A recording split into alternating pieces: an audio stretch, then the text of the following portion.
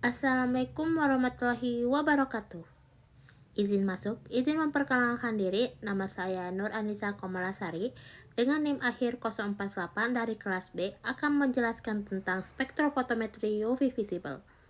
Prinsip dasar metode spektrofotometri UV visible. Spektrofotometri UV visible merupakan metode analisis fotometri yang menggunakan radiasi ultraviolet atau UV dekat dan sinar tampak dengan panjang gelombang 200-800 nm. Prinsip dasarnya adalah penyebaran energi cahaya oleh molekul pada daerah sinar UV dan sinar tampak. Hasil pengukuran molekul dengan spektrofotometri UV visible ditampilkan dalam bentuk spektrum UV visible, yaitu kurva yang menunjukkan hubungan antara absorpsi dan panjang gelombang radiasi UV visible.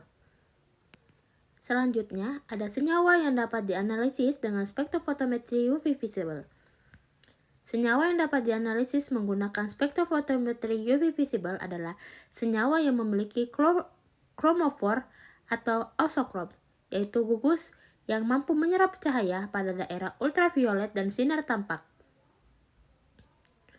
Senyawa dengan ikatan rangkap terkonjugasi itu kromofor menyerap cahaya karena transisi pi ke pi bintang.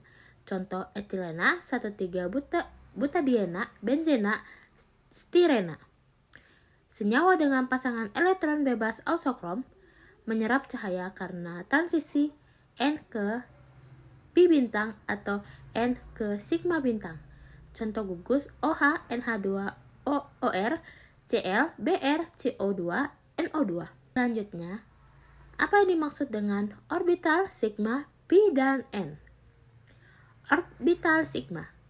Orbital sigma adalah orbital molekul yang terbentuk simetris terhadap rotasi keliling ikatan.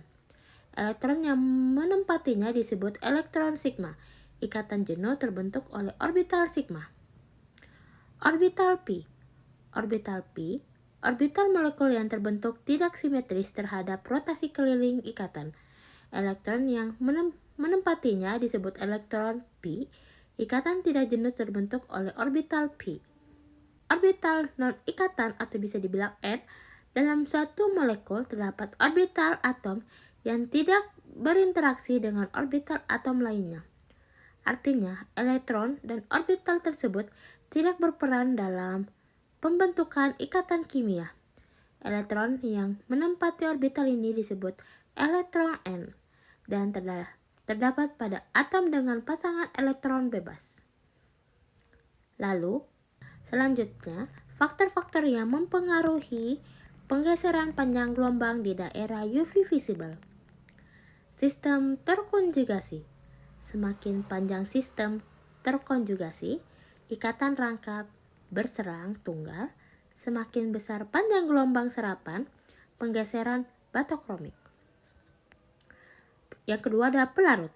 Jenis pelarut dapat memengaruhi energi transisi elektron sehingga menggeser panjang gelombang serapan.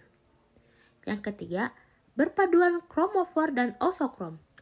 Auxochrome seperti OH atau NH2 yang berikatan dengan kromofor dapat memperkuat penyerapan dan menggeser panjang gelombang ke arah lebih panjang.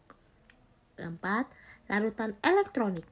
Adanya interaksi antar elektronik dalam molekul dapat memengaruhi energi transisi dan menyebabkan penggeseran panjang gelombang. Lalu selanjutnya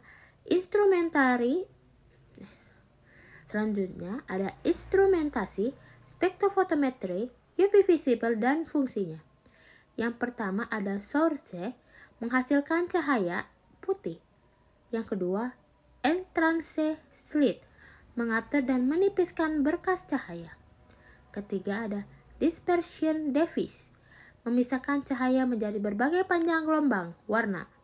Yang keempat, exit slit, memilih satu panjang gelombang cahaya monokromatik.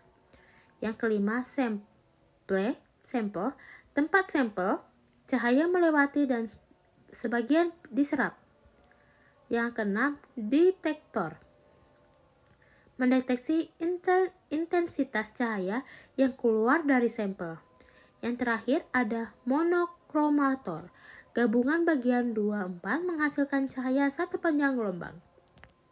Selanjutnya ada prinsip dasar analisis kualitatif dan kuantitatif senyawa dengan metode spektrofotometri UV visible. Analisis kualitatif berdasarkan panjang gelombang serapan maksimum Xmax yang khas untuk tiap senyawa. Setiap senyawa menyerap cahaya pada panjang gelombang tertentu sesuai struktur elektronikanya, sehingga Xmax digunakan untuk mengidentifikasi senyawa. Analisis kuantitatif berdasarkan hukum Lambert-Beck, yaitu A. Absorpsitas molar, BC, di mana A adalah absorbansi, yang E itu absorbansi molar, koefisien serapan molar, B. panjang lintasan cahaya, dan C. konsentrasi larutan. Hubungan linear ini digunakan untuk menentukan konsentrasi senyawa dari nilai absorbansi yang diukur. Kelebihan dan kekurangan metode spektrofotometri UV visible. Kelebihannya, metodenya yang sensitif dan akurat, mudah digunakan. Kekurangannya, hanya dapat mengukur senyawa yang memiliki gugus kromofor atau isokrom. Cocok untuk sampel dalam keadaan tunggal. Untuk sampel campuran diperlukan pemisahan atau teknik khusus. Baik, sekian dari saya. Terima kasih. Mohon maaf jika ada kesalahan kata. Assalamualaikum warahmatullahi wabarakatuh.